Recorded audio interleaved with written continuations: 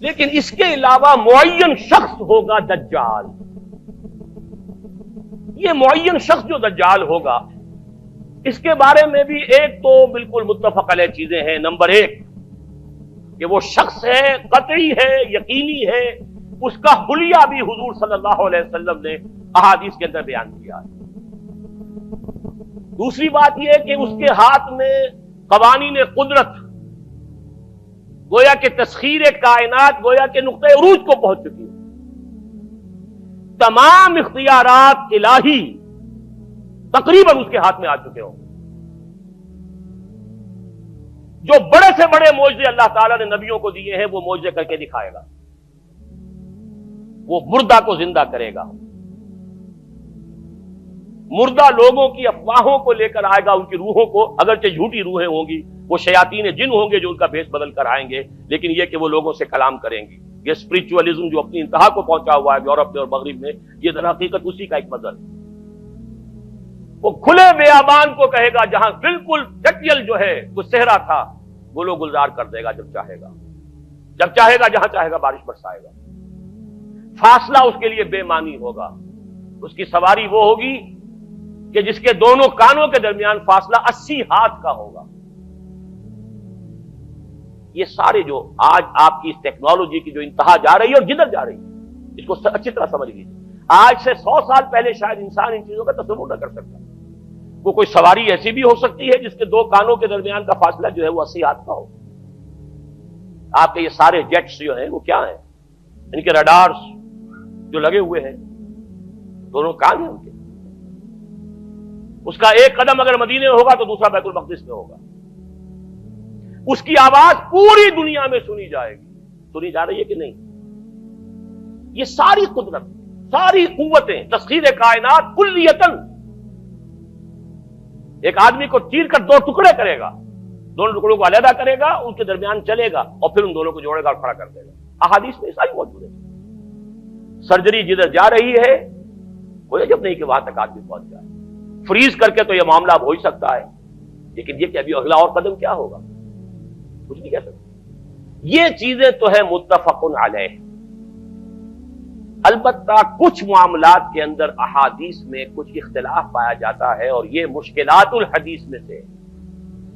اور میں بھی چونکہ اس مسئلے میں اب تک بھی کسی درجے میں ابھی قطعیت کے ساتھ میں کوئی بات نہیں کہہ پا رہا ہوں، لیکن اب چونکہ گمان غالب کے درجے میں ایک رائے تک پہنچ چکا ہوں، اس لیے میں نے آج اس بات کو آپ تک پہنچانے کے لیے یہ عنوان اختیار کیا. اس لیے کہ حدیث میں جو آتی ہے تفاصیل اس سے معلوم ہوتا ہے کہ یہ دجال 2 دجل کرے گا. یا تو وہ 2 دجل کرنے والے 2 دجال علیحدہ ہیں، یا یہ دونوں دجل کرنے والا شخص ایک ہی ہے. بس یہ مسئلہ ہے کہ جو آج تک مجھ سے حل نہیں ہوا تھا، اب تک کہنا چاہیے آج تک نہیں.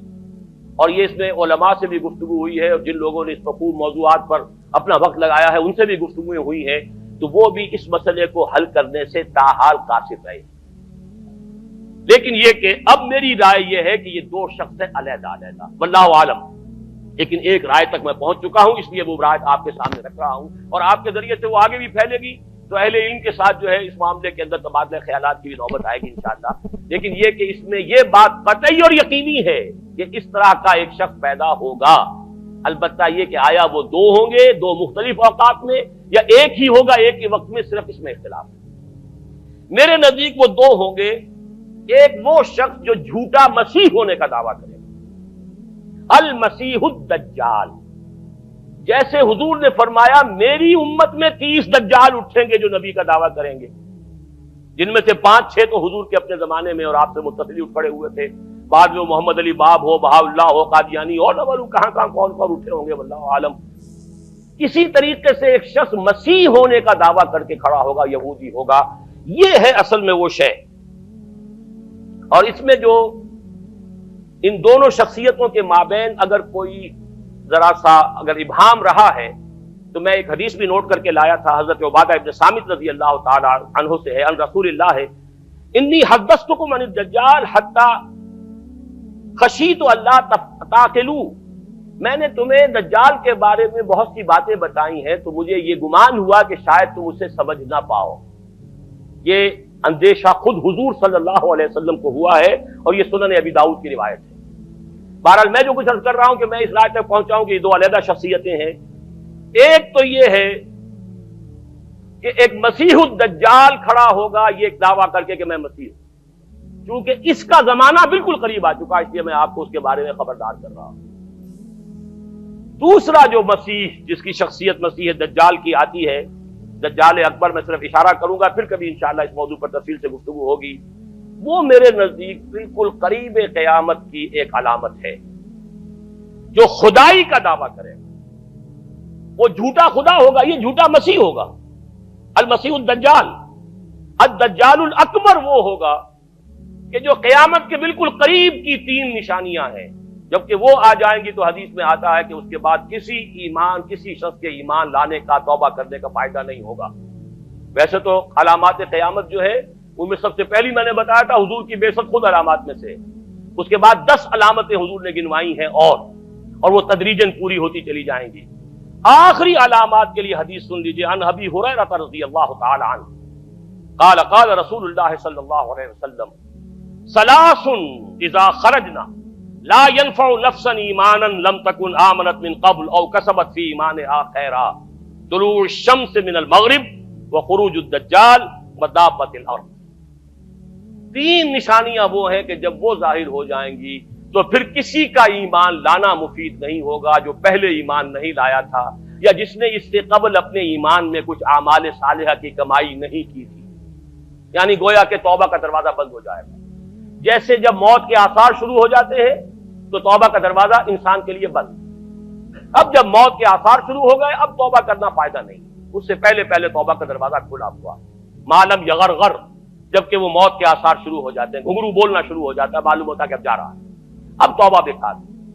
اسی طریقے سے پوری نوع انسانی کے لیے توبہ کا دروازہ بند ہوگا ایک وقت میں آ کر کہ اب کسی کے لیے توبہ نہیں، ایمان نہیں، اور اس کے لیے 3 علامتیں بیان ہوئی ہیں، یہ بھی مسلم شریف کی روایت ہے۔ آپ نے فرمایا 3 چیزیں وہ ہیں کہ جب وہ ظاہر ہو گئیں تو پھر کسی کا ایمان لانا جو اس سے پہلے ایمان نہیں لایا تھا، اور اپنے ایمان میں اس نے کچھ اعمال صالحہ کی کمائی نہیں کی تھی، اب قتل مفید نہیں ہوگا اس کے لیے ایمان لانا۔ وہ 3 نشانیاں ہیں، طلوع الشمس من المغرب، سورج مغرب سے طلوع ہوگا، نظام شمسی میں کوئی اختلال ایسا ہوگا کہ جس سے سورج بجائے مغرب سے نکلے گا، وہ خروج الدجال ودابۃ الارض، ایک زمین سے کوئی چوپایا برآمد ہوگا، بعض احادیث میں آتا ہے کہ مروہ کے قریب سے وہ برآمد ہوگا جو گفتگو کرے گا انسانوں سے۔ یہ بالکل خرق عادت، یعنی وہ چیزیں کہ جن کا کوئی تعلق اب اسباب جو ہے دنیا کے ان سے کوئی تعلق نہیں ہے، کوئی فزیکل لا سے تعلق نہیں ہے، وہ بالکل معجزے ہوں گے، خرق عادت ہوگا۔ اور خروج دجال، وہ دجال جو خدائی کا دعویٰ کرے گا، اور حدیث میں آتا ہے کہ بہت کم لوگ ہوں گے کہ جو اس کے سامنے رک سکیں گے، اکثر و بیشتر جو کمزور ایمان والے لوگ ہوں گے وہ اسے خدا تسلیم کر کے اس کی پرستش شروع کر دیں۔ میرے نزدیک یہ آخری چھلنی ہوگی جو لگائی جائے گی اہل ایمان کو ایک طرف کر